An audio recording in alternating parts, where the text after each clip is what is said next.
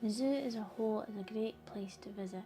However, the main problem is everyone sees the zoo as a day out to have fun with the kids. As much as this is true and should be used as this to some extent, people then fail to see anything bar the animals. I noticed that people's first reaction when starting off in the zoo was that what animal should we go and see first? This is good to some extent and shows that people don't just walk around but use the zoo as like an adventure.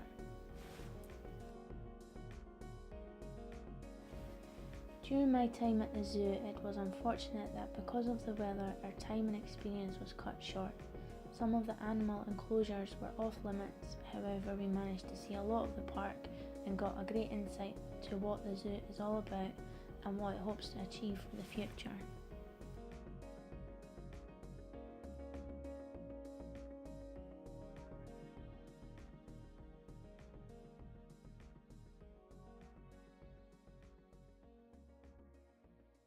Another interesting point to the zoo is the chimpanzees enclosure.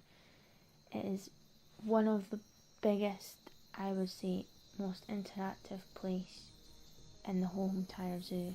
As soon as you walk into that building, it almost feels that you're a part of that environment.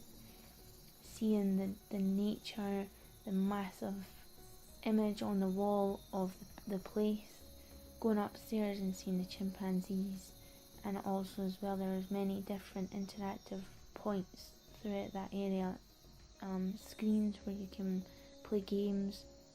You can also see different things that would be involved in that kind of area. A first aid kit is shown.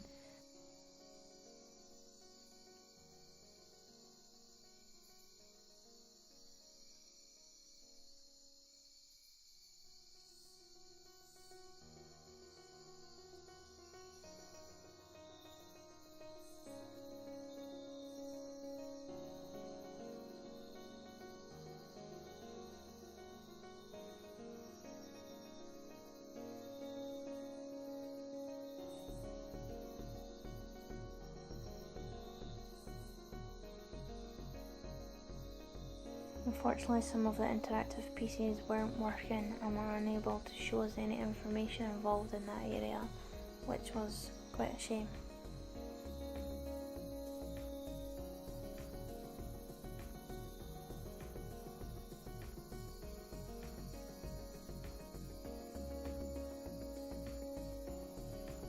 As you went upstairs, you could see clearly, because of the big open structure, you were clearly able to see all the animals involved, the playing areas, where they were going, and they did have an open enclosure which allowed them to go from one enclosure to the other, so they could have different areas that they can visit. They weren't stuck in the one area for such a long time.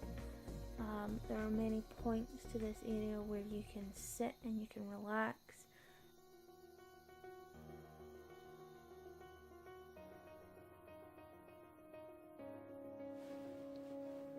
Moving on through the zoo, I noticed that there were options to go inside to see different types of animals. This worked well when indoors, as I felt you could notice clearly, you're using your senses more and having more of an effect when walking through an experience.